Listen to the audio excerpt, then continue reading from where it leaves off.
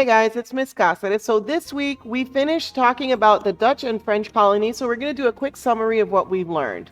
The main idea was for us to learn that the Dutch settled in what is now the northeastern United States. We learned about Henry Hudson. He made land claims for the Netherlands, which were the Dutch, and he named the New Netherland land, and he set up the first fur trading posts. Peter Minuit was Dutch, and he was the governor, and he bought Manhattan Island, or New York, in 1626 from the Matkate Indians and named it New Amsterdam as the capital of New Netherland.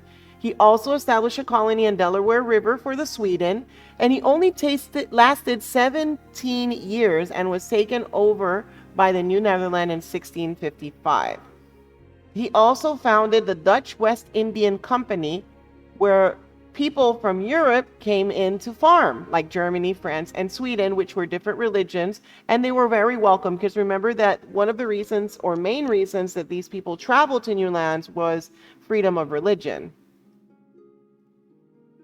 Let's talk about New Netherland. Peter Stuyvesant was the governor of New Netherland in 1647. He was Dutch and he made laws that angered a lot of the colonists. Unlike most settlers, he did not practice the word tolerance. Respecting the beliefs were different from his perspective.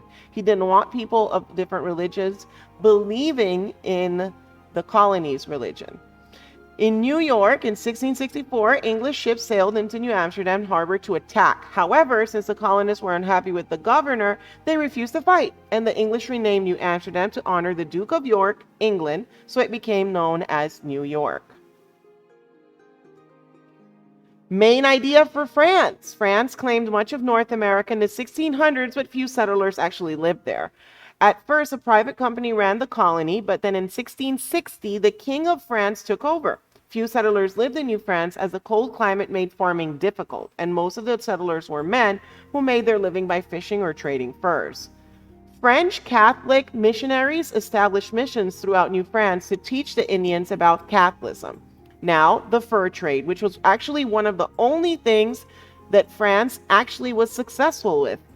Fur traders traveled throughout New France trading with the Indians. They traded goods such as beads, tools, pots, knives, and clothes for beaver, fox, and otter pelts. Samuel de Champlain formed a partnership with the Huron and the Algonquin tribes to fight against the Iroquois nation of 5 tribes. Dutch and French colonies exploring the Mississippi. Jacques Marquette was a missionary who traveled down the Mississippi River in 1673 by canoe to set up missions. Louis Jolt was an explorer who thought the Mississippi River might lead to the Pacific Ocean. He traveled with Marquette.